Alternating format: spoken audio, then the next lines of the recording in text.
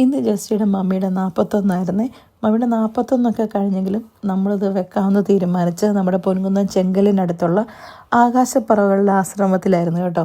ആകാശപ്പറവകളുടെ ആശ്രമം എന്താണെന്ന് അറിയാൻ മേലാത്തവർക്ക് വേണ്ടിയിട്ട് ശരിക്കും പറഞ്ഞാൽ മെൻ്റലി ഡിസേബിൾ ആയിട്ടുള്ള ആൾക്കാരെ നോക്കുന്ന ഒരു ആശ്രമം. ഒരു 80ഓളം ആൾക്കാരുണ്ട് അവിടെ പേഷ്യൻസായിട്ട്. പേഷ്യൻസ് എന്ന് പറയാൻ പറ്റത്തില്ല, അവരെ അവരെ നന്നായിട്ട് പരിചരിക്കുന്ന ഒരു ആശ്രമം.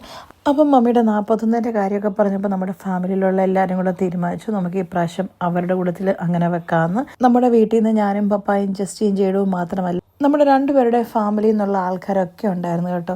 ശരിക്കും ഈ ആശ്രമം നടന്നു പോകുന്നത് നമ്മളെപ്പോലുള്ള ആൾക്കാരുടെ സഹായം കൊണ്ടാണ്.